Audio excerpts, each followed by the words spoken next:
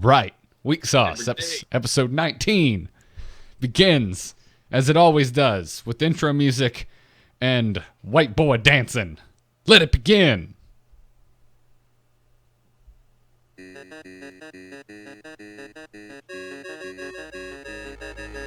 Get ready to kick off your week with Weeksauce. And if you enjoy this show, find more podcasts like it over at amove.tv.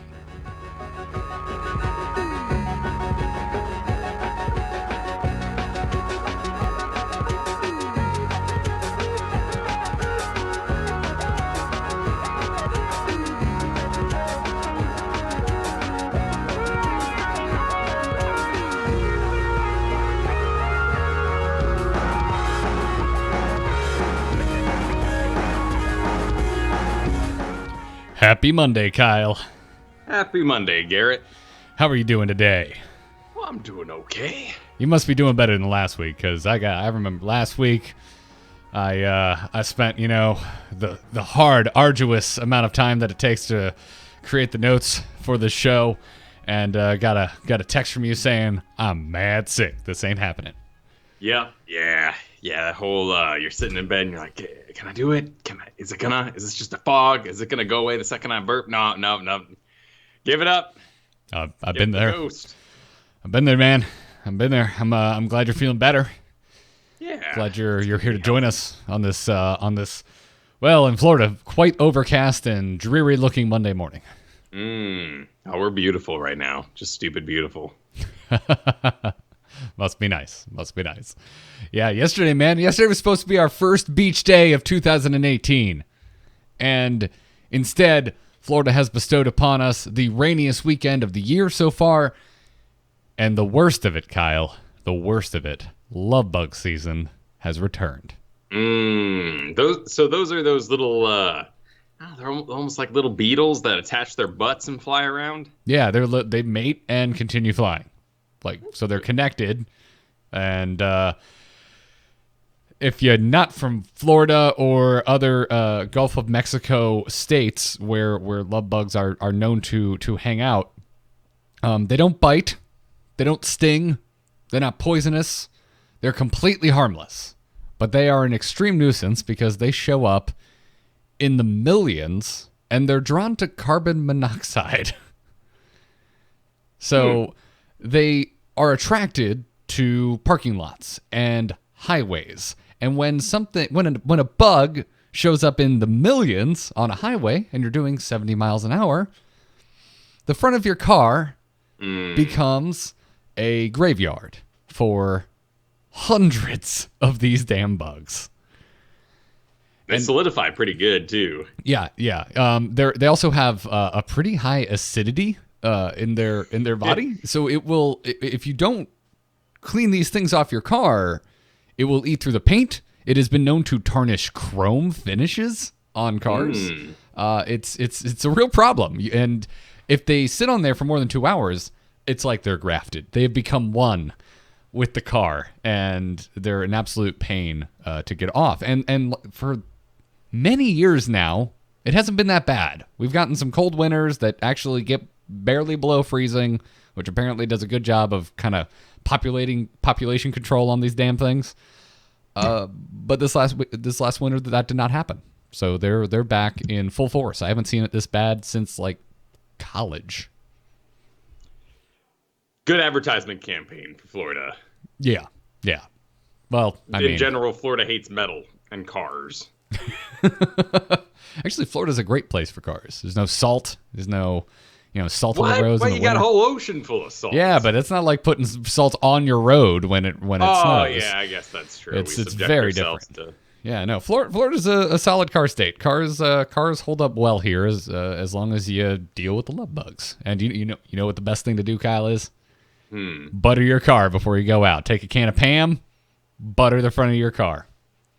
Wait, really? Really? Wow. It makes it a lot easier to wipe those suckers off. Huh, like brownies. Yep. You're just, Matt, you ever leave cookies in the oven a little too long and you go to scrape it off and you're just like, oh, I've made a horrible mistake. Little Pam would have fixed that. Yeah, that was a pretty horrible mistake. burning cookies. Yeah. Also, they're not soft and mushy anymore, which to me is also a mistake. But Yeah. whatever the case is, yeah, it's obnoxious. Not happy for it. And there's now a shortage of bug and tar remover at the local auto store. It's such an epidemic. Jeez. We went on Amazon. It's out. It's completely sold out on Amazon. That's ridiculous. Yeah. Well, it's not just Florida. Alabama has this. Texas has this. Basically, they hang out around the Gulf of Mexico. They migrated up from Central America, as it turns out. They are not biologically engineered, as the old kind of urban legend had it. Wait. There was a story that love bugs were made by the government? There's an urban legend in Florida that love bugs were genetically engineered by one of the Florida universities. I believe the original urban legend is UF. Actually genetically engineered these things to kill mosquitoes, but were unsuccessful, so they just multiplied and do nothing and have no natural predators. Total BS. They're from Central America. Do they eat mosquitoes? They do not. They do not. Their larva feeds off of decaying vegetation, which is, in a way, a positive, but that's about it. Service. Yes. But I think we have enough things that probably eat vegetation in Florida. I would like these things to go away. Well, I mean, we get mosquito hawks up here in great numbers. In fact, I very, very rarely see a mosquito, but mosquito hawks, I mean, the monster that hunts the monster is just a frightening sight. If one of those lands on you. Ooh. That sounds horrifying. Yeah, they look like giant mosquitoes. You know, you are what you eat. Mosquito hawks. Yeah. I'm gonna do a Google search for this right now because I've never seen one of these things. Oh yeah, okay. Yeah, we have bugs that look like this in Florida. They don't. The ones that look like this here, I'm not sure what they are. They don't bite. Yeah, no, they are harmless to humans. They want to eat delicious insects, though they look like horror beasts themselves. Yeah, they look like oversized mosquitoes, and you're just like, oh my god, it's going to drain my heart. And then you find out that they had have one land on the back of my neck once, and I got it. And then when you pull your hand back, and then all those legs and everything else. Oh, the ones here, they just kind of endlessly flutter into the corner of your room. Yeah, they like corners. Corners are nice. They just get kind of confused, and nothing happens there. Comfy. But yeah, that's the update. That's the Florida update. What weirdness we're currently dealing with here. They come in two waves. Right now at the end of spring, and then they'll die off, and then they'll be back at the very end of summer. So, getting ready for it. Gross. Yeah. What have you been up to, man? Besides pulling too many legs off of the back of your neck. That was years ago, luckily. But then again, I don't really sit around outside playing games anymore, so a little less exposed to the outside at times. I have been playing a couple of new games. I ended up picking up that Pillars of Eternity 2. Ooh. I had to work hard on it. That was a deep research project. Oh, okay. I was about to say, that looks like a time vampire. It is thick, as naturally most RPGs are. This is, of course, in that vein of old Baldur's Gate, and rather proud of it. Though one of my big research projects was to just make sure that it was voice acted. And it is. Basically, every line that's said to you as part of a quest, that's said as not part of just walking down the street as, side flavor text, is voice acted. Though there's lots of descriptions, lots of descriptions, because it's low graphics, right? Like someone had to go in there and Geralt Witcher's eyebrows and make them go up and down and add subtlety. Well, a game in a Baldur's Gate kind of top-down graphics doesn't have subtlety because there are no graphics for it. So they end up adding words that you have to read to kind of get body language and whatnot. And besides from the main voice actress being all doom and gloom, which is really the script's problem, it's a pretty well-paced world. That's cool. Yeah, I'm very unfamiliar with Pillars of Eternity. So again, I'm Google image searching in the background. This looks delightfully old school. Yeah, it's actually kind of taxing though, because it is all 3D. Those models do look like they're kind of that old pixel, but everything is an actual 3D model, even though you can't spin it. And I'm sure they play lots of tricks to cut back on resources and whatnot. So very Diablo 3 in that way. Yeah. Very much like that, where the characters and monsters are all 3D, but environments are more artsy. The original Pillars I couldn't get into. It was a little too, drop into the world. And that's a popular mode for Obsidian. They're the ones who also made Fallout New Vegas. They made KOTOR 2.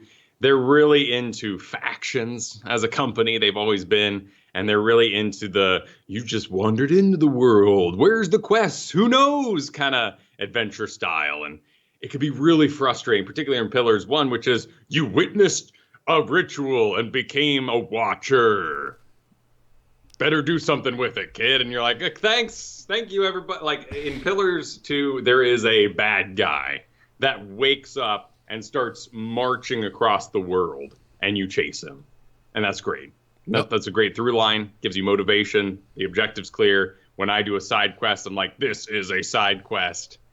I'm wasting precious time. We need to get back to chasing the bad guy. Yeah, but I mean, they make you hungry too. Like that was our big problem with Divinity 2, other than this ending kind of being lame. But Divinity 2 was a fantastic co-op game. The one problem with it was, though, we were rich as hell at all times. I mean, we had Jeff do full barter for us. So we had a guy dedicated for selling. We made sure all our items went through Jeff before they went out of our party. But we had so much damn money that we simply didn't care about any side quests or any money at the end. But this one has a ship system where you are always trying to upgrade your crew and your ship. And that kind of gives you like a home base, kind of a Normandy feel. And unlike the castles from Dragon Age, your ship can move. It stays with you. So it becomes this big part of the game, and you actually want to spend money and upgrade it and see what you can get done there. And I'm not sure if that's worth it. Like, I don't know if there's a good ending. I'm just talking about it. Well, gee, maybe 10% in would be my guess. I think I'm decently in, but who knows with these sort of things. Gotcha. Oh man, having a ship to keep have worry about upkeep on that. Oh, that's a fantasy I very much want to fulfill. Yeah, it is maybe unique in a lot of ways that fans of the genre would understand, very quickly. It's very hearty, and they did a great thing actually this time where words are highlighted, and if you hover your mouse over them, it'll give you a description of the word. Now, sometimes it gives you a book. And it's like Pirates of Darkwater, like Noijata, Chungalunga, and they made a bunch of, fake curse words for that children's show. And in this, you hover over, and it's like a man's Johnson, and you're like, oh, well, thank you for clarifying. At least I understand what we're talking about. Gotcha. That's great. Oh man. Well, want to know what I've been playing? I did it, Kyle. I picked up the new God of War. Yeah, how is it? The hype is real. The hype is real, Kyle. This is the most I've enjoyed a game in a very long time. Definitely seems to have struck that Last of Us chord with so many people. Yeah, it's not as Last of Us as I thought it was going to be. That's so humans aren't the real monsters. Right. The gods are dicks. Yeah, that's on point. Like, mild spoiler, but if you've ever played any God of War, that's the basic undertone is that the gods are dicks. And I think that's kind of the undertone of every story involving humanoid gods. I guess so. Whatever the case is, yeah. And in God of War, even though we're out of, Greco-Roman setting, that is still true. And yeah, I mean, it certainly, if having an adult and a child be the backbone of the story is Last of Us-esque, then yes, this is Last of Us-esque. But it's a lot more about the combat. Like, there's not, in the very beginning, there's a lot of cutscenes, but once you kind of get out of there, not so much. Well, it's an open world, right? Yes, in a unique way. It actually reminds me of Ocarina of Time in its open world. It's very segmented. Very templed. Yeah, and less temples, but think of the overworld from Ocarina of Time, where you had your centralized Hyrule field, and then you could go off in cardinal directions to different zones.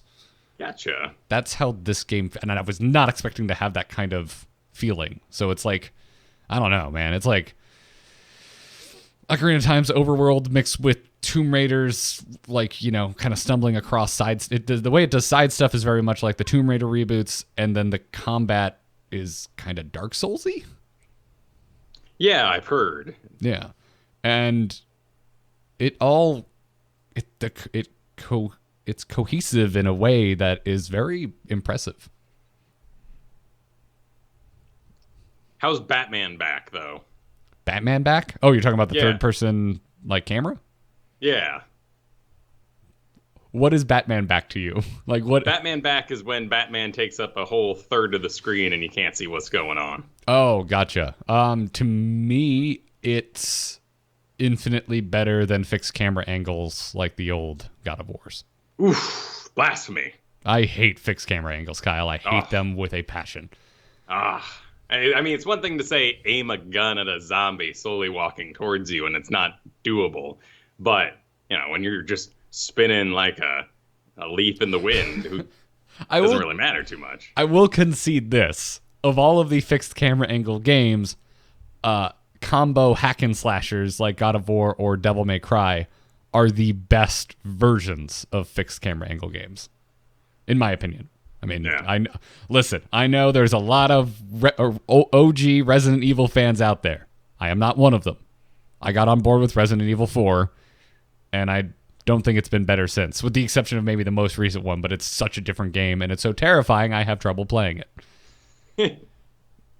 I'm not laughing at you, because Kristen beat it here, and I watched, so. It's a terrifying-ass game. Yeah, it's pretty creepy. It's very well made, though. That was the last game to really impress me, but it was weird, because it's hard to be like, this is a masterpiece when you don't have a good time playing it. Like, I'm impressed, but I want to vomit while playing the new Resident Evil.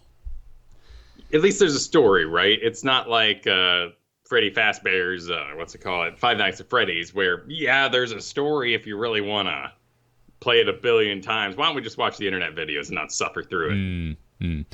But yeah, at the end of the day with God of War, man, I just, the combat's great. It is really dialed in. So, how far are you in it? I think I have maybe 7 hours in. And apparently you can beat it in 6, but I don't think I'm anywhere near beating it because I've only gone to like 3 of the zones. And have you learned your deflect shield?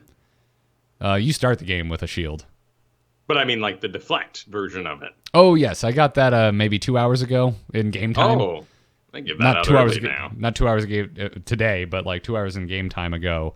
And that's really satisfying, by the way. Yeah. Extremely satisfying. The fleece was definitely one of my favorite moves unlocked in the original. Yeah, just because the projectile wielding enemies come a little bit later, like not super late into the game, but right about the time you're like, yeah, I've got my head around this combat. They're like, and missile enemies. And you're just like, son of a bitch. So as soon as you can start deflecting those things, it's wonderful. And you picked up a PlayStation 4 for it? I've had a PS4 since launch. So I have a launch PS4, like an OG PS4 that I've had since, I think maybe the second or third month after they came out. What's the lineup at this point? If you were to tell someone to get a PS4 and God of War was the goal, what would be the bonuses? What else is good on the PS4? Yeah. I mean, I'm an Uncharted fan. So Uncharted 4, I think, is the best Uncharted game they ever made. So I would highly recommend that. What's the Indiana Jones in that one? You mean you want me to spoil the artifact? I mean, it's not. I don't think it's a spoiler to say that one of them was like the well of eternity or whatever you want to call it, like right, like the wellspring of life. What's it called? Tree of life, fountain of youth. That's it. Yeah, I can't remember the name of the city. It's a lost city. I'm trying to remember what the hell it was called. Libertalia? Is that it? But you're basically trying to find an old, dead, thought to be fake lost civilization. George Washington City sounds like. Sort of, kinda, a little bit. But I mean, it's great. It's really good. I mean, there's a whole new character in Uncharted 4. It's the first game to come out after Last of Us, and you know how special that game is to me. And they learned a lot of lessons from it. So I mean, it's still at the end of the day Uncharted gameplay. So if that doesn't do much for you, you're probably not going to dig it too much. No, it's acceptable. Gotcha. Yeah, but I really dig those games, and I think 4 is the best in the series. So I would recommend it. Honestly, I think most of the games I kind of want to play are on Sony consoles now, which feels weird. Like what? Well, I mean, like Uncharted and this God of War game, and we've got the Last of Us follow-up coming out. What else is on PS4 right now? I don't even remember. I haven't played Horizon, but apparently it's an amazing-ass game, because every time I say I haven't played Horizon, I get buried under people yelling at me in a good way. Seems pretty good. In a passionate way, right? I mean, the only reason I wouldn't be seduced by that one is it looks very Andromeda time period. Very auto-faced. Auto-faced? Yeah, I'm sure there's a better word for it, but, computer-generated conversations. Oh, I don't know. I didn't get that vibe from it. I've never been huge into bow and arrows, so that's why I haven't played Horizon yet. But, yeah, I mean, that's kind of it for me. I mean, I'm always going to have an Xbox because I love me some Halo and some Forza, but... And actually, I don't need an Xbox for Forza anymore. I can play it on my PC. Never mind. They need to make more Halos, or the Xbox is going to become less and less important for me. That seems to be the way of things, and certainly the conversation being had after God of War's release. Oh, where the hell are the games for Xbox? Yeah, and now, Nintendo's got a good back catalog, and it's such a unique console set for families and younger children and whatnot, and PS4 has always kind of been or at least PS has been the adult console, if you will. Yeah, more or less. Plus, that Spider-Man game that's coming out later this year looks amazing, and it's a Sony exclusive. Yeah, that does look fun. But yeah, I mean, if I had to rank them, I mean, the Switch, I think, is the de facto piece of hardware. Like, there's really no way else to get those Nintendo experiences. It's also just the most impressive hardware. Like, I'm legitimately impressed by the Switch. So if I had to just have one, that would probably be it, in addition to my gaming PC. But the PS4 has impressed me. Anyway, at some point, I just want you to play God of War, because I want to know what like a hardcore fan of the original trilogy thinks of this game. We'll see. Yep. We'll see. Yep. I think you'll like it. If you're worried that like the brutality is gone, it's not. If you're worried that I don't think I have any like concerns about Kratos not being Kratos. I think mostly it's just a gameplay issue. And that's from not playing it, right? Right. And I wasn't so sure of it either. Like, I was like, how good can this actually be? And the answer is very. Yeah. Like, it's very good. It's very satisfying. And the thing I didn't know, because every review I read focused so much on the axe combat, was how damn satisfying the unarmed combat is. Because you can throw this axe, and recalling it, a la like Thor, is a decision. And when you are recalling it, you can't do anything else. So you're actually leaving yourself open when you recall the axe. So if you choose not to recall it, you're fighting with your fists. That's pretty cool. And it can be extremely fluid once you kind of get the hang of it. And you feel like a raging badass. I'm digging it, as you can see. But, yeah. That's great, man. Yeah. But that was the thing I think would have sold me on it sooner, was if someone was like, oh, by the way, when you just punch things, it's still really good. Yeah, that's definitely a part I looked up. I looked up the voice actor.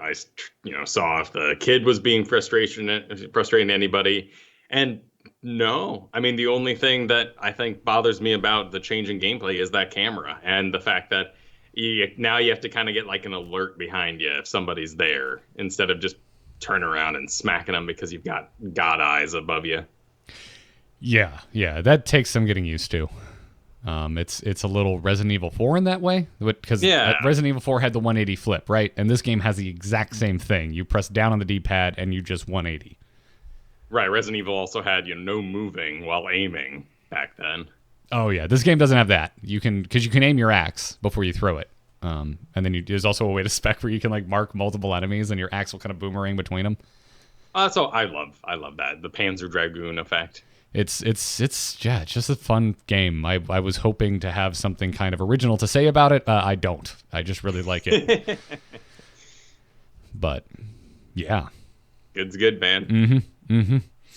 So we usually talk about like some news and some whatnot. I didn't really know what to talk about today. Did you see that there's some initial hot takes on Solo and they're surprisingly positive? Yeah, how about that? Yeah, Money can do all kinds of things, can it? Money? Yeah. What do you mean? What do you mean by that? What? Just hiring Ron Howard to fix your movie? Or getting people to see a movie for free. It can sometimes enhance people's enjoyment of said film. I find that extremely disingenuous, Kyle. I am not interested, excited to trot out the franchise and dance it around on the dead marionette, man. All right. It's embarrassing. All right. Kyle Ferguson. Open disdain for Solo. We'll see. We'll see. I think it's going to be a camera 1, camera 2, camera 1, camera 2 boredom effect. And I expect that they will expect me to believe that all these things already exist and are real and should be praised and enjoyed and will not do any time establishing anything, much like Black Panther. Wait, you didn't like Black Panther? No, what was there to like? Wow. Yes. Wow. Yes. I'm not even sure I want to get into this. Why? I mean, it's a movie. It was like... It's a great movie. What? It didn't make me care about the city. It immediately left it. He had to lose his powers twice. What a ridiculous concept of roundabout. And then the guy immediately knew how to fight in a tiger suit. Like, what? Like, that's going to take some practice no matter how many men you've killed. He was great, by the way. And so was the bad chief of the monkey tribe. Like, right? They were awesome. He was having a great time. Oh, M'Baku is my favorite character from that movie. Yeah, the girl, she reminded me of my little sister. Like, I loved his sister, and Kristen was like, why is she driving the car? It could just be an AI. They've got all the technology in the world. I'm like, she's driving the car because she wants to. Like, that's what she's into. Of course she's going to teleport over there and drive the car. Like, all those ideas were great. It was just that I didn't know where I was, and I didn't understand why. But that's the problem. That's my problem, and that's when things go way too comics for me. And Thanos. Thanos is super comic-y, and they cut a lot of comic stuff, and I can't believe some people are saying, well, you Lady Death and shit. Shut up, man. Like, seriously, that's nuts. Anytime you go Isle of Mutants, it's gone too damn far. And that's where I think that's why I was upset about Black Panther. I needed to care about Wakanda. Instead, it was a place that existed as an artifact that we continued to visit repeatedly. Instead, what I would have liked is if Warmonger broke into Wakanda, makes his way through Wakanda, takes over the throne of Wakanda, and the guy gets thrown into the gutters of Wakanda, and then battles his way back through Wakanda. You see what I'm saying? A little bit, but instead, I also currently have whiplash, Kyle, for all of the things you've just rattled off. So that's fair. I'm having trouble compartmentalizing all of the things that you just said. Yeah, I don't know. I liked the focus on leadership and what a leader should be, and I don't think him just punching his way through the streets of African Disney World would accomplish that. I'm not saying I need an origin story, and I don't think the idea of him having to lose his powers in order to have that duel and declare himself rightful king was bad. It's just that it didn't make me care. I was supposed to already care about the place, and that's kind of the weird thing about this level of comics to me, and it always has been. So the legacy of the father of the king of Wakanda isn't enough for you? He died in Ultron. Right, but we get to dissect that significantly more in Black Panther. In a very camera 1, camera 2 kind of way, but you'll find. All right, I'm going to stop you there. Define that. What the hell are you talking about with camera 1? Okay, and when camera 2? I say that, I am referring to all the prequels and all the boring Star Wars movies. Oh, I said the same thing. Damn it.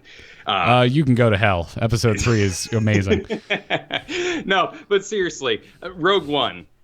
There is no reason why we do.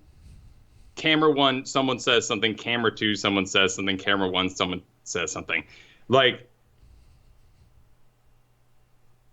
Boba Fett. Boba Fett where? Like, there are conversations being had on that boat, and there's confusion happening in the action that is very endearing. And our characters are seen standing together.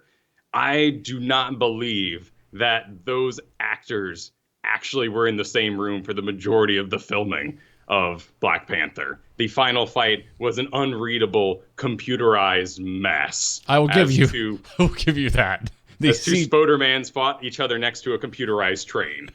I will give you that. The CG in the climax of Black Panther is unforgivably shoddy.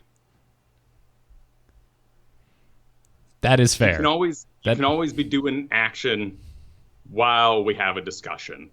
And there's a lot of full stops where we just stand there and talk to each other. And to me, that's a deal breaker because movies are 2.5 hours long now. Why?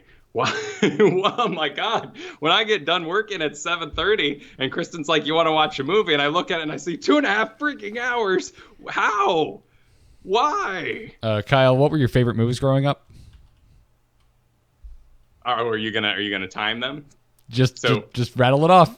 Okay, so I got Ghostbusters. How long is Ghostbusters? Ghostbusters, I believe, is shorter. I don't know how long Ghostbusters is. I thought you were going to lead with something like Jurassic Park, which I was going to say is easily over 2 hours.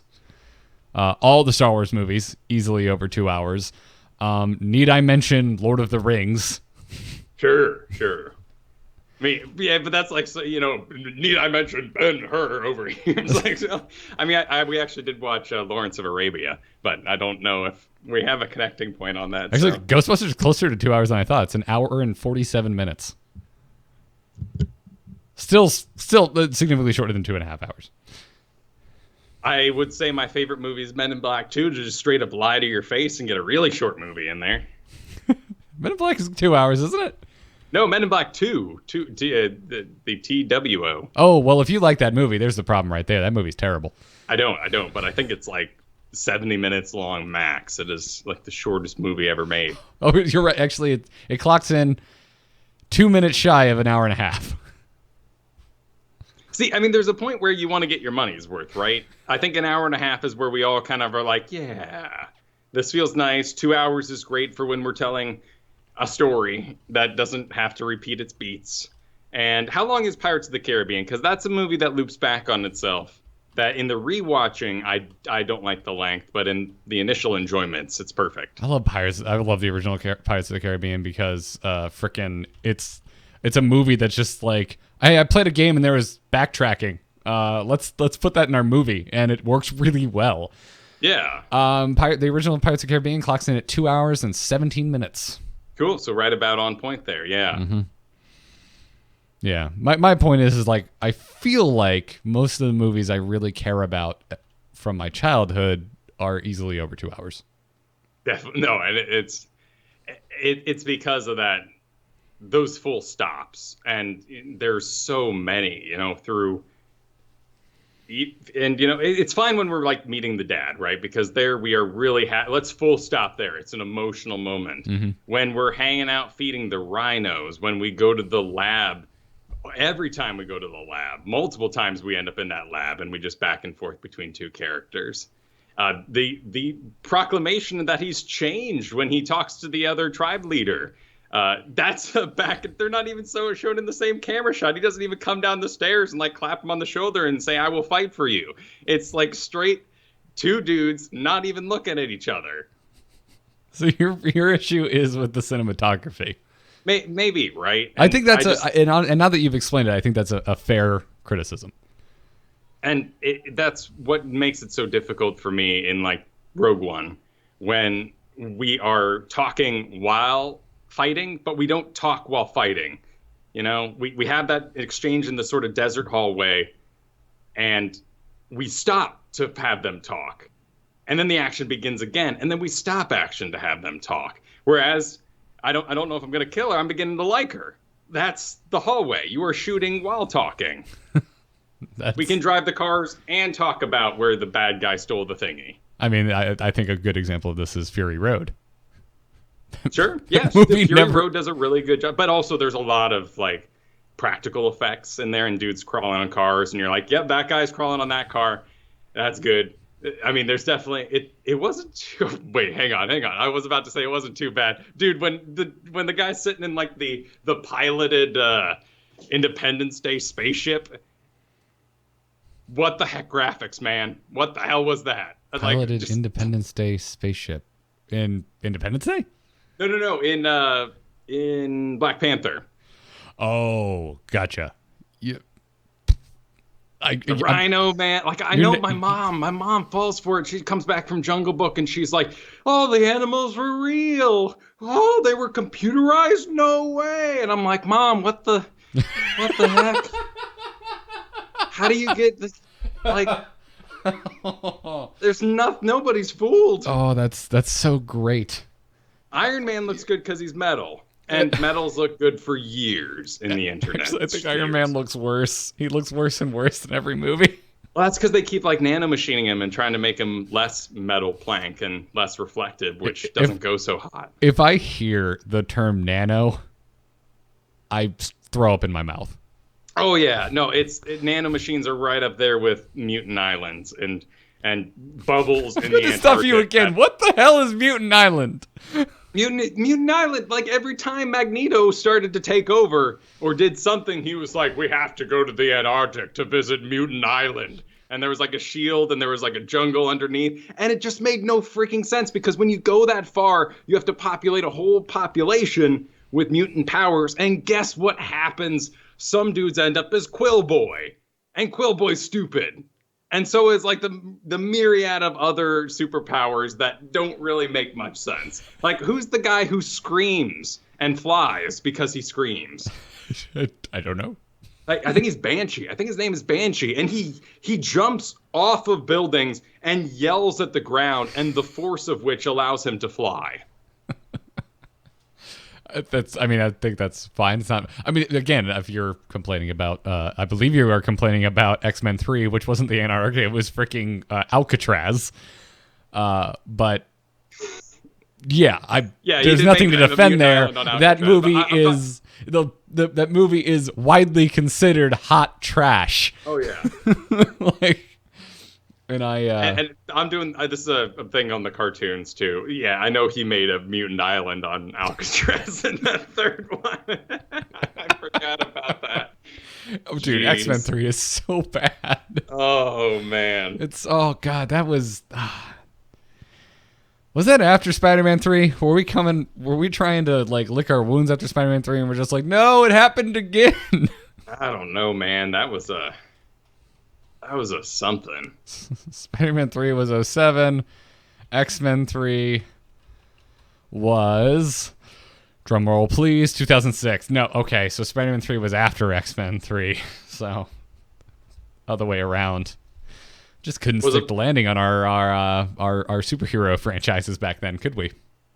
Was Apocalypse the same one with the super killer nanomachine robots? Haven't seen Apocalypse, but I think that was Days of Future Past. Oh, right, because they literally went to the future past. Well, they were Sentinels. Yeah. I liked Days of Future Past. Yeah, it was cute. I mean, Apocalypse wasn't bad either, other than the fact that poor Poe Dameron up there wasn't really big enough to be Apocalypse. I haven't seen Apocalypse, so I heard it was. I mean, he's got massive shoes on, trying to get a couple inches, and he does a good job. Like he's a good like classic. I don't think he's like Shakespearean actor, but he's good. He handled the biblical lines of Apocalypse well. Oscar Isaac is on the fast track to becoming my favorite modern actor. He does so much and so many different things, and he does it all very well. And he's about to go and do voice acting for the next Star Wars animated series. Like, no. Yeah. They've actually got him and Gwendolyn Christie locked in to voice Poe and Phasma. Wait. Isn't she also the voice of the robot in Solo? Is she?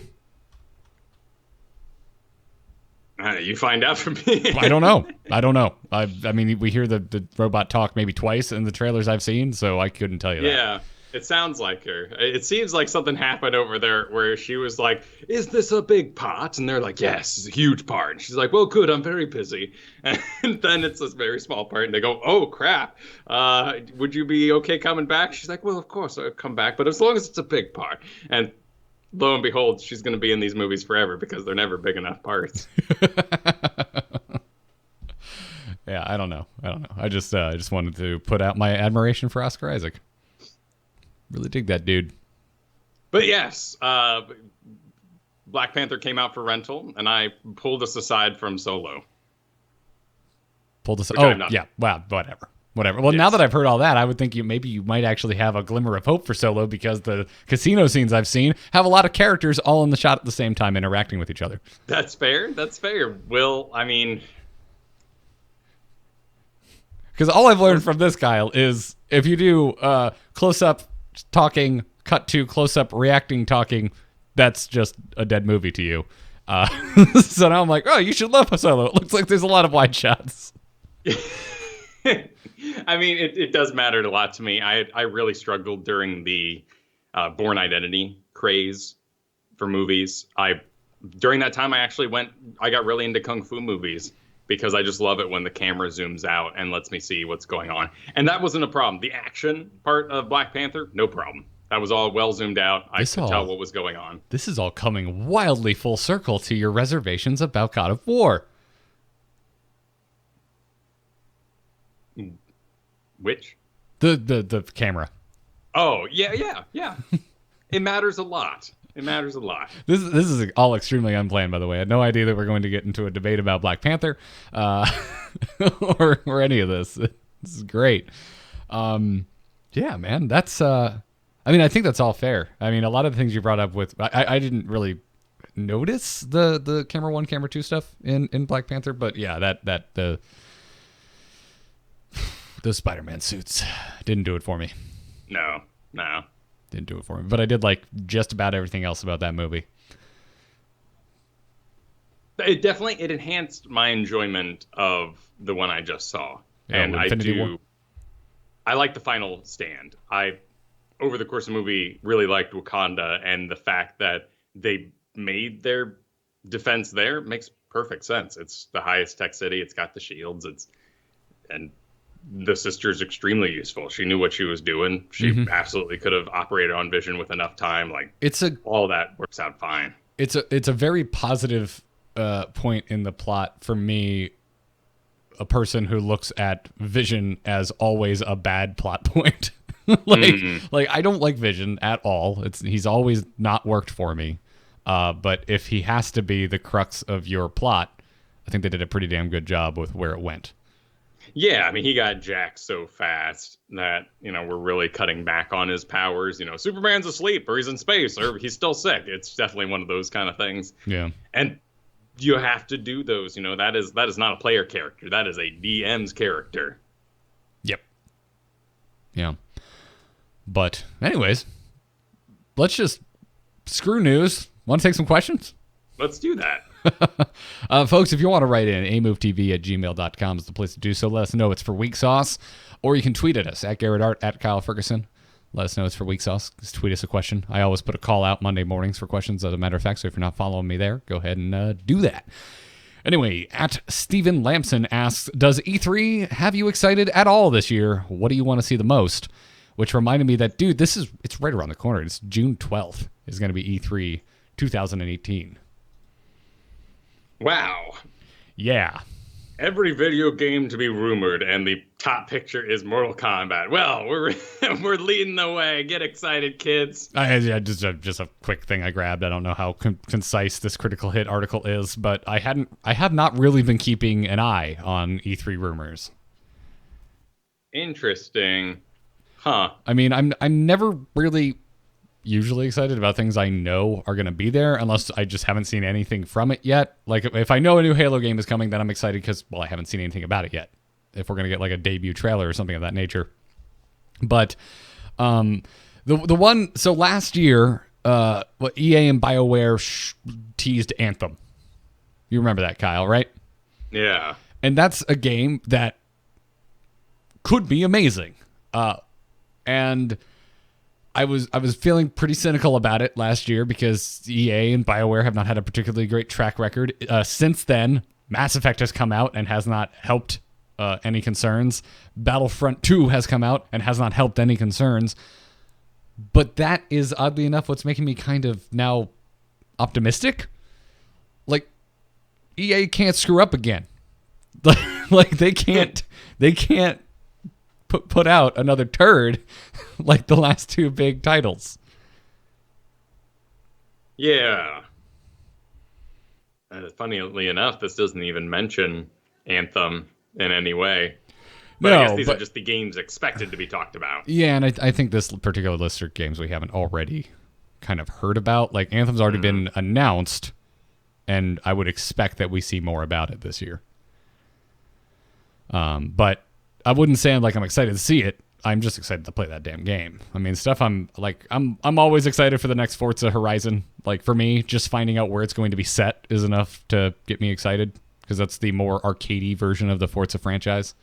And with Need for Speed, another EA property, being terrible lately, Forza has completely eclipsed Need for Speed as my go-to racing series. So we'll definitely see some Spider-Man biz. Oh, yeah, but that's going to be releasing this November, I think. Yeah. So that's right around the corner. I'm just ready to play it. And then a new Splinter Cell? Yeah, man, that's Splinter Cell for me is the series I always wished I liked. Like the idea of it is great, and it's just like I'm really into the kind of tone of Splinter Cell, but I've never really enjoyed playing a Splinter Cell. It's tough to say what made them good. I think it was just that the trade-in values were low, and it was always available for low price. So you have played a few Splinter Cells in your time. I played 3. I think I played all of them on the original Xbox. Damn, dude, I didn't know that about you. That does not seem like a title you would play, let alone all of them. No. And, I mean, granted, you get some kind of James Bond tech. You do lots of sneaking around. You could straddle hallways and people walk through your legs. Like, I mean, geez, what did make me play that game? I think it was just that it was linear and therefore highly rentable. Fair enough. Yeah, I've been playing recently because it was on sale a couple of weeks ago. I've been playing Ghost Recon Wildlands. And yeah. I remember when it came out, like, it had kind of mediocre reviews. No one was losing their mind about it. No one was critically panning it. It was kind of just, hey, this is out now. I love it. It seems very relaxing. It is extremely fun. It is so satisfying. The story is terrible. The writing is trash. Yeah. But the game mechanics are great. The shooting is really well done. And it reminds me of the most recent Metal Gear Solid, which is the only Metal Gear Solid I've ever enjoyed, in the way that you kind of go find an outpost that has the objective of whatever it is you're trying to accomplish, and then you take your time and you use binoculars and you use drones to like see everything and mark your targets and plan your attack and then go in and execute it. And when you execute it correctly, it's amazing. When it goes wrong and you have to shoot your way out, it's amazing. I love it. they have really defined that game style. And I think that Ghost Recon took a lot of lessons from Division and advanced the gameplay. Have I talked positive long enough? Yes. Cool. Yes. Why? Do you now want to drop the critical hammer? No, I mean, I don't have anything good to say. I mean, there's no chance of anything awesome happening, in my opinion. Oh, at E3? No. In what you call it, Wildlands. Oh, gotcha. Yeah, I mean, That's why I really can't explain why I've played so much. What was this guy's even name? Fisher, right? Sam Fisher. Yeah. Yeah. He's boring. There's so much I complain about in the world, and here I'm like, yeah, but I've played most of them. Whatever. It's all good. Oh, I can't believe you're saying he's boring because you are one of, if not the biggest, Michael Ironside fans I know of. Michael Ironside. What? That's not saying I'm not a fan. Am I forgetting? I could have sworn that you were like the biggest Michael Ironside fan ever. Just need some help with it. Sounds like a superhero name these days. It does sound like it. That guy. Yeah, the Starship Troopers captain. Yeah. He's for most of the games, Sam Fisher. Oh, I didn't know that. Oh, that's cute. That's cute. I do like him. Apparently, I misremembered your adoration of Michael Ironside. Yeah, I think you're probably thinking of Scar, who they're removing that song in the live action movie. Really? Yeah, like they don't have time for Be Prepared. Is it the goose stepping hyenas? They want to take those out. Oh, Jeremy Irons. I do actually. Irons, yeah. I do mix those two up all the time. Maybe the whole team was sitting there animating thousands of goose stepping hyenas, and they're like, guys, should we be doing this anymore? You could have that song without the goose step. That's the best song in the whole movie. It is. It's true. Now I'm not going to see the live action Lion King. I'm just going to rewatch the animated. But my mom will love the graphics. Yes, your mom will. Your mom will be blown away. How did they get the lions? Really there? How did they get the lions to move their lips like that? I don't know, Mom. Peanut butter technology has gotten so much better. Who knows? Vienna sausages. I feel very bad teasing, making jokes about Kyle's mom the day after Mother's Day. I mean, she got her day. It's completely related, but about a month ago when Katie was out at her conference, I went over and hung out with my parents one night and forced them to watch Last Jedi. My mom was so into it. Oh, cool. Yeah, she really dug it. Huh. Yeah, and she has a very bad memory for Star Wars movies. Yeah. And I'm like, I'm surprised this landed at all, because she doesn't remember relationships between Kylo Ren and the cast or anything like that. Yeah, she had a good time with it. But anyways, yeah, I don't know. I'm looking forward to E3. For me, I just look forward to seeing something I didn't expect to see. Getting excited for something out of my wheelhouse that I want to play. And so it's hard to say what I'm excited about, because the stuff I usually come away from E3 being the most excited about were things I had no idea were going to be shown. Yeah, I'm still curious to see more about that the zombie game. Honestly, when it debuted, we were all like, zombies, and we've been saying that for 10 years. Oh, now the one with like the crazy horde tech that's in it? Yeah. Oh, God, what was that game? It's got Star Killer from Force Unleashed in it. I mean, the name is very much like, there's no sun on the edge of yesterday. Oh, my God, what is that freaking game called? Countryside Gun Edition. Yeah, I can't remember. Chat room needs to help us out here. But you're right. Once I saw the horde tech, I was like, yeah, I would try this. I would try this game. Might give it a Redbox rental, see if it's worth it, and then go pick it up. Exactly. Redbox is good for that stuff. I have yet to do that yet, but there's a million around my house.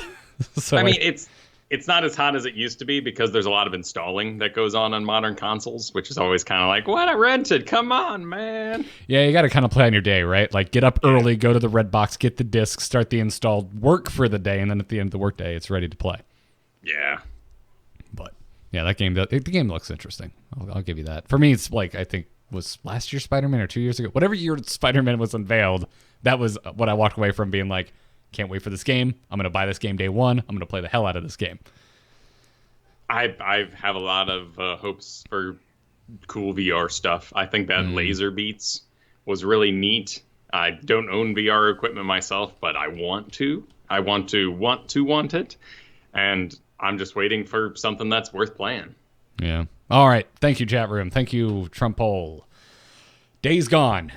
Days Gone. Days Gone. Yeah. It just looked like to me, I was like, it's not Walking Dead, the game. But that Horde tech, man, it looks really good. Yeah. It looks fun, and the whole, kind of getting in there, exploring, getting set up, and then having them show up. I always enjoy that freedom. Yeah, that kind of like having a plan of attack is great. It's like the opposite of Halo. Like, I love Halo because it's like rush in, unleash your bullets, you run out of ammo, doesn't matter, pick the gun up off the guy you just killed, make it work. Yeah. And I like the exact opposite of that, which is, MGS4 Wildlands, apparently. Didn't know I would love that game, but I love it. So, yeah. But, anyways, moving on. At Howit Ryan asks, who is your favorite video game antagonist? Then the same question, but film. Which one's the antagonist? The good guy.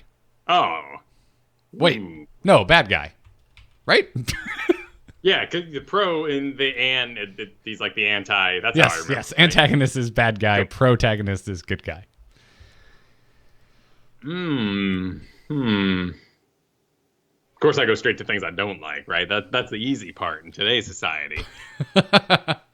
Yeah. My mom was like, "Oh, there's this really cool Darth Vader shirt. Do you want it?" And we were on the phone, and I was like, "Is it new Darth Vader or old Darth Vader? Is he posing like Frankenstein or a cool guy? Because I only accept Frankenstein poses." That whole like Yu-Gi-Oh with like the pelvis forward and the fist up. That's stupid, man. That's very episode 3 Vader. Just really shows off how diaperish that middle section is. Hey, don't you be nice about the Darth Vader codpiece.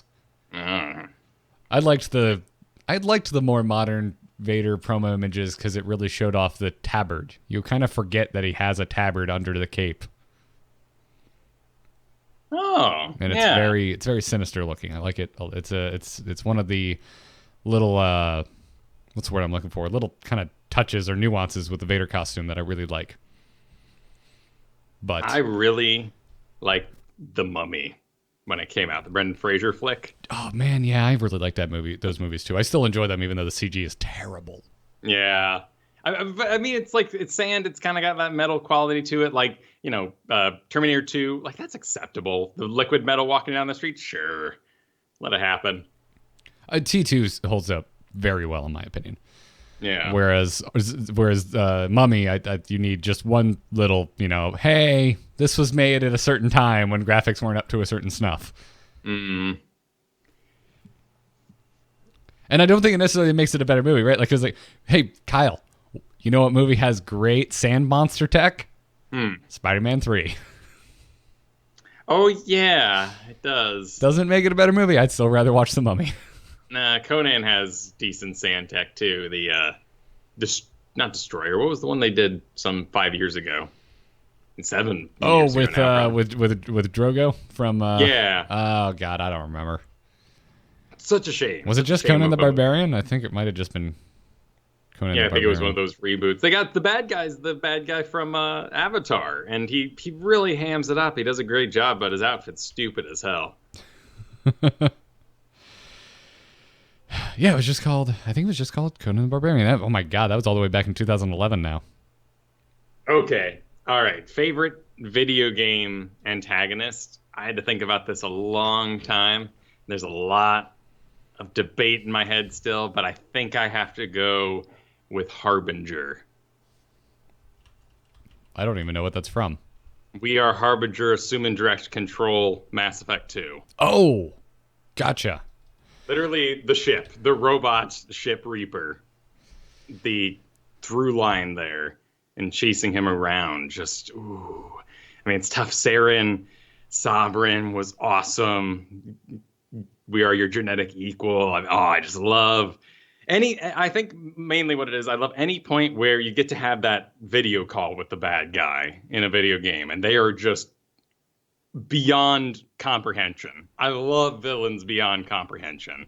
In fact, one of my complaints about Pillars of Eternity is they're just being too creative. They got like this Audra statue thing walking down, and it's a Colossus. It's like, yeah, that's cute, guys, but what could have happened instead? Just a lich wakes up and starts making his path of oblivion. Like, that's awesome. The coolest thing about the BC expansion World of Warcraft was the Dead Scar, and being like, that's where Arthas went. Holy crap, I'm walking in the Dead Scar. Yep. You're damn right. I remember this from Warcraft 3. Yeah. I'm stepping on the same ground, and it's not top down. This is amazeballs. Yeah, no, dude, you're right. Actually, you're reminding me how much at the time when I first encountered him, I hated Gravemind, and then over the years realized that Gravemind is one of my favorite things about the Halo franchise. He's got that language. Yeah, it's kind of eldritch in the way he's handled. He's this, and also he makes fun of Master Chief for being stupid, which is great. They're both pretty stupid. I mean, that redone cutscene is really quite the feat. It looks like claymation. Oh, it's beautiful. Oh man, one of these days, man, we're gonna carve out some time, and we're gonna co-op our way through all the Halo games. Yeah, naturally. I can't wait. Ah, that's so great. Yeah. Yeah, I'm with Manny in the chat room who says that sometimes mystery is so much better than over-complex descriptions. And he mentions that I was talking about how the Titans are over-explained by the end of the Legion expansion. Yeah. There's no more mystery to the Titans as far as I'm concerned. And that really kills a lot of what made the Titans cool for me. Yeah, well, in general, the goal, you thought they were great, but gods are dicks storyline is pretty well worn out, I think, in our sphere right now. Yeah. I get it. What I love about the Titans in Warcraft is uncovering their long lost constructs and not understanding how they were made or why they exist. And now we know. and that bums me out. Man, this is a great question. Yeah, there's so many choices. I mean, like, my gut is the answer. It's Arthas. It's Darth Vader. Like, to me, like the end all be all. My favorite villains are the ones that used to be heroes. Because it's a good storyline. Because my favorite heroes are the ones that used to be villains. Like, Dragon Ball Z, Vegeta's the best character in my opinion. It's just more fun. Speaking of which, did you ever make it through more One Punch Man? You said you were holding off for Katie. No. I did. I watched one more episode. What episode was it? Oh, God. You finished the Beast arc, so you probably went into the Fishman arc? Was it Fish? No, I don't think it was a Fishman. It was... Something happened with Android Dude. He wanted to duel outside of the tower? I finished the tower episode where they fights that giant thing down in the grid room. Yeah, Carnage Demon or something. And then I watched the episode after that, and I'm really struggling to remember what happened now. I just remember really enjoying it. Yeah, I'm pretty sure that's like a throwaway where like the dudes in the alleyway fight a seaweed beast or something kind of useless happens. Yeah, why am I like, it's like coming to me in flashes and I can't remember what the hell happened. Oh, it was the one with the ninja. There's a new ninja character introduced, and there's an army of guys in power suits just working their way through town. Yeah. Speedy Sonic or whatever he's called. Yes, yeah. That was... I've yet to not enjoy an episode. It's a fun show. Yeah. Fun show. It was like, to me, it was like God of War. I was just like, man, there's a lot of hype around this. And then I watched it and I'm like, this is exactly what I was led to believe. It is as good as everyone said. We ended up following the chain of the studio. So that was done by the same guys who eventually went on. Wait, hang on. No. That's a different thing. Anyway, we tried a new anime this week. I can't remember the name at the moment. It sucked real bad. I could find the name if you want, but we can move on too. No, that's fine. Totally can move on. I'm trying to think of antagonists that aren't Vader and Arthas, because it's just my my like go-to answer. But I'm a big fan of Biff, man. Biff from Back to the Future, because he's such a friggin' loser. Yeah. and the amount of shit he accomplishes just by being the most selfish human alive is it's pretty great. Yeah. A little too close to home right now, in my opinion, but yeah, pretty great. As for video games other than Arthas, nothing immediately comes into mind. Like when I think about my favorite games, the villains or whatever. I do like Ganondorf, but just because he's cool. Sure. I don't think he's a particularly well-developed villain. No, well, his posing in Super Smash Bros. Is really what makes him, I think. Sure, he's okay in the Zelda games. Yeah, all right, you like him because of that. But that kick when he's charging up his kick and you do the ding, ding, ding, ding, ding, whoa, like that, and then the slam down with the power kick. Well, and there's like just enough in Ocarina to make him cool. There's just enough information. Like, he came from the desert. Like, that's all I need to know, man. Oh, shit, this guy's a badass. And he keeps his, well, I guess they all keep it on their fist, but he likes showing off that he's got it in his fist. Yeah, they do all keep it on their fist. It's just Link kind of forgets that it's there. It doesn't really do anything with it. Wasn't it just courage, right? I believe so, right? Yeah. I don't remember the You can only be courageous when you're scared, so Link's powers, he's less scared. Woo! Oh, huzzah! Didn't mean I was any less scared when Weird Dads came around. Oh, sure. That well was horrifying. Just sitting there shitting my pants. But yeah, I'm trying to think of like what other video game antagonists I really like, and I'm coming up short. Like Half-Life doesn't really have a great one. No, and I wouldn't really call, what was the businessman? I forget his name. G-Man. G-Man. Yeah, he's not necessarily a villain, right? Like, he is in a certain way, but isn't in others. But freaking Half-Life is one of my all-time favorite games. So, GLaDOS. Yeah, it's freaking GLaDOS. Never mind. That's a good one. I just stumbled across this. GLaDOS is the best, and the second best is Wheatley. Like, Wheatley's also wonderful. So wonderful. That's the name of our ferret. Aw. Yeah, and he's just as big of an idiot. But all right, cool. All right, I finally found my answer.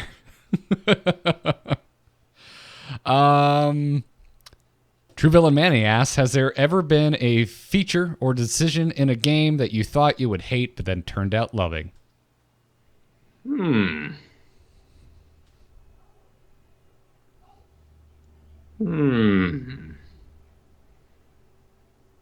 really having to think about this. Yeah, do you know one? Yes, and you're not going to care because it's a racing game. Oh.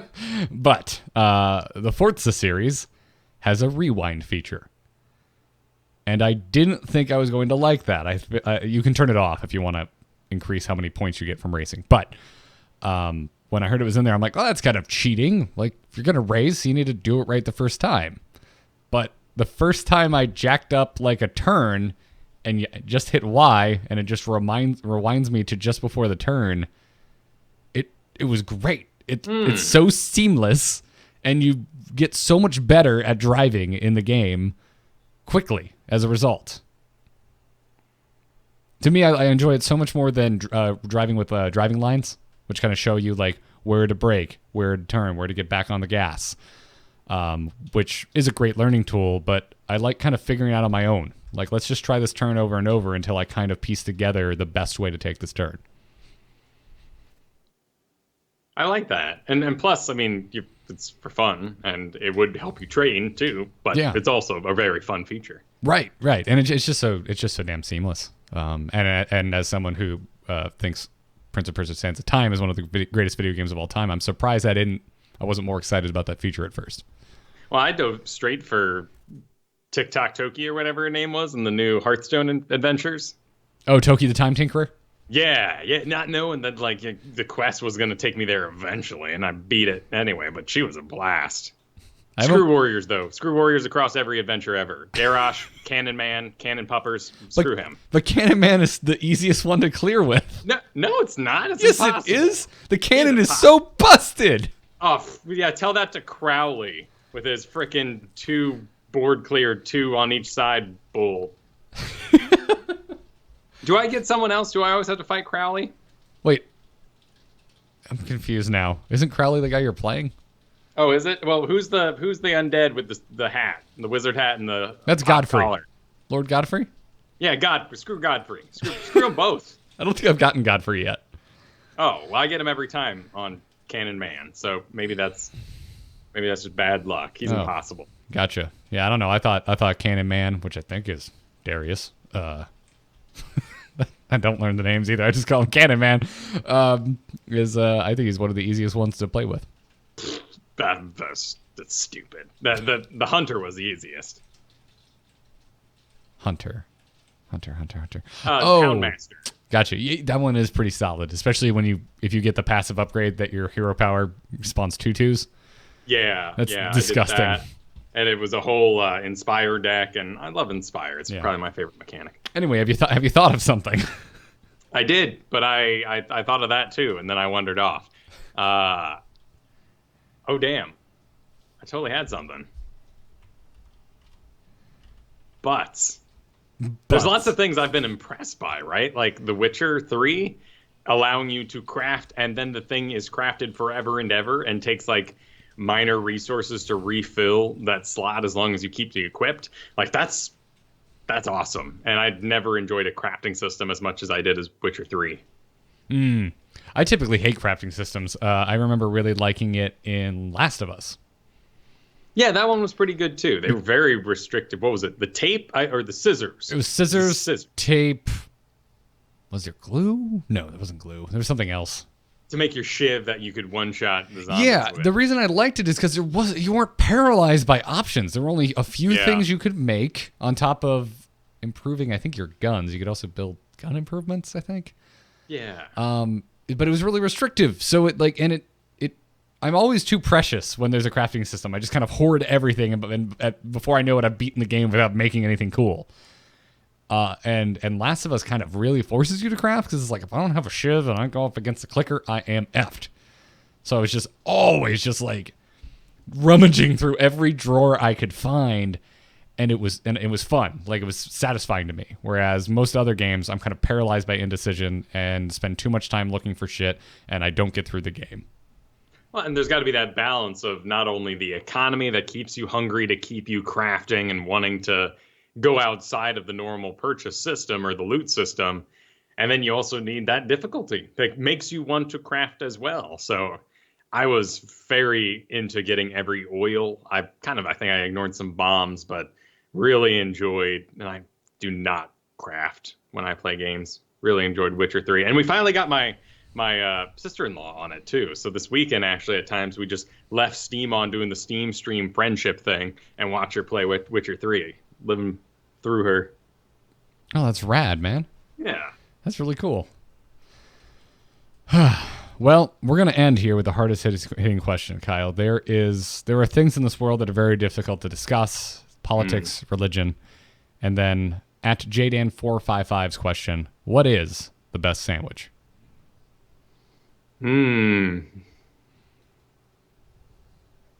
That's a good question. This is a hard one for me to answer. I love sandwiches, Kyle. Yeah. Are burger sandwiches, like how restricted is this answer? Is a hoagie a sandwich? See, to me, hot dogs and burgers are in their own classification. I think there's a sane argument to be made if it's between two pieces of bread as a sandwich. Yeah. But if you just say sandwich to me, burgers and hot dogs fall off the list. No, I think so too. What is your favorite burger? Is its own question to me. What is your favorite hot dog? Is its own question to me. I don't think meatball sub counts as a sandwich either. Even though it's a sub, it is a sandwich. I think it's too far. That's kind of rough because I would say subs fall under sandwiches. Yeah. Like when I think sandwiches, this is like pressed versus cold deli versus sub. It's all going up against each other. Kaiser rolls. Yeah. It's all on the board here. Chris sandwiches. There was a chain, a guy's thing that became a chain in Tallahassee. And it's like Big Joe's had a gorilla, like King Kong holding a sandwich. And that place made me fall in love with just a simple kind of provolone oil and turkey. Ooh, that does sound good. Just Yeah. no nonsense. We locally have a deli called the Corkscrew Deli, and they have a sandwich called the Caribbean. The Caribbean is, and I pulled up the menu so that I didn't forget exactly what was on it. It's hot pastrami, and I'm not even like the biggest pastrami fan in the world. To me, like, why get fancy? Just give me some rare roast beef, and I'm happy. But this sandwich is more than the sum of its parts. It's hot pastrami, it's provolone cheese, it's romaine lettuce, red onion, peppercini, and then they have a Caribbean sauce, which is Thousand Island-esque, and they toast all of this on an onion roll. And it is the best sandwich I've ever had. I think, can we agree, perhaps, that the white cheeses are the superior sandwich cheese? Swiss and provolone? Yeah, I mean, yeah, I guess I'll agree with that because I would also consider things like pepper jack and Gouda white cheeses. Yeah. So, yeah. I mean, a sharp cheddar is good, but there I think is like better kind of on like a BLT kind of situation. I've never had cheese on my BLT. It's okay. You've already got the mayonnaise, so you're already kind of good for slime. You don't really need to add more. Yeah, to me, yellow cheeses are reserved for burgers. Yeah, that's fair. That's fair. And cheesesteaks. Ooh, do cheesesteaks count? Like a Philly? I mean, I think we're going into too many classifications. I think we got to keep it like cold cut kind of style. It can be warm, but I think when you start adding on the hoagies and the Cubans, you just enter a whole different universe there. Yeah, that's the problem though, because I would consider Cubans up for grab here. Not a pickle guy, so Cubans just immediately out for me. But yeah, no, I'm gonna stick with the Caribbean. If you ever find yourself in Sarasota, Florida, go to the Corkscrew Deli, get a Caribbean. It's the well, I mean, you're in Florida in general. Florida has amazing Cuban cuisine, hot sandwiches. Yeah, there's a great Cuban food and a great deli scene because there's a lot of New York retirees that come down here and open up New York delis. But because there's no sidewalks, you don't get pizza by the slice. No, although actually my favorite local pizza place does sell it by the slice. It's a good way to work it. Yeah, and there's one downtown, so you can go for a walk, get a slice of pizza. Now I want pizza. I'm on a diet right now, Kyle, so this is killing me. I'm sorry. You've been doing great though. You've been texting me. You've been keeping up on some diet action. Katie and I have lost about 5 pounds in 2 weeks. Nice, dude. Yeah. It's motivational. We don't diet on the weekend. The weekend is we're just going to eat like normal. We don't overeat so that we don't just ruin the fact that we're dieting during the week. But yeah. That's the big danger, right? And lots of people can go too ham on the cheat days and end up ruining a week's worth of progress. Yeah. And with 2 birthdays celebrated this past weekend, we went a little ham. There was a lot of cake, sure. Kyle. There was so much cake. Those will happen. There was so much cake and it was delicious. And we were going to go get seafood for dinner, but it was a 2.5-hour wait. So what do we get instead? Barbecue. Yeah. That'll happen. Well, whatever the case is. Thank you for your questions, everybody. Keep them coming. amovetv@gmail.com. Or again, tweet at us at Garrett Art or at Kyle Ferguson on Twitter. Let us know it's for Weeksauce. It's going to wrap it up for this episode. Kyle, before we adjourn Weeksauce for this week, I want to let everyone know I'm not going to be here next week, but you're going to keep the show going with Kristen. Yeah, we'll give that a shot and get it all uploaded for y'all. Rad, man. Yeah, so next week, no Garrett. I'll be in New York City. I guess what's the joke from one of the shows? I don't remember. Always yells, "You can just say New York." I think it's Archer. I think it's from Archer. But I'm going to be there starting Saturday. I'll be getting back Wednesday. So I will not be on Weeksauce or Angry Chicken next week. But if you are in New York and have opinions on things I should not miss, tweet at me at Garrett Art and let me know. I'm taking suggestions for the itinerary as it fills up. But Kyle, you do all sorts of things around the web other than Weeksauce. Where can everybody find you? You should check out this week Frog Pants. The Frog Pants Network does a Dungeons and Dragons podcast. It's called There Will Be Dungeons. And this last week was episode 13, I believe. So we're pretty deep into it, getting up on level 4 soon. Fought Cyclops, and that didn't go too hot. But, adventures afoot. Good. But you're not dead, are you? No, I'm still going. We're all still alive. Well, then it's going all right. Yeah.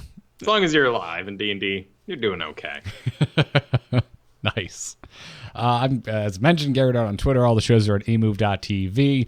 I'll be gone for a little bit for New York, but I am still taking freelance commissions. Check out nomoonart.com if you need some graphic design. I do all sorts of stuff. Overlays, logos, all kinds of stuff. Check it out, nomoonart.com. You can also book me for a lesson if you want to talk about content creation or anything of the such. You can also find links to that at nomoonart.com. Other than that, AMOO TV for all the shows. Got Angry Chicken tomorrow. Got Into the Nexus on Thursday. And I'll be back in 2 weeks, but Weeksauce will return next Monday with Kristen filling in for me. But that's going to wrap it up for episode 19. Thank you all for tuning in. Until next time, good luck and have fun. Take care.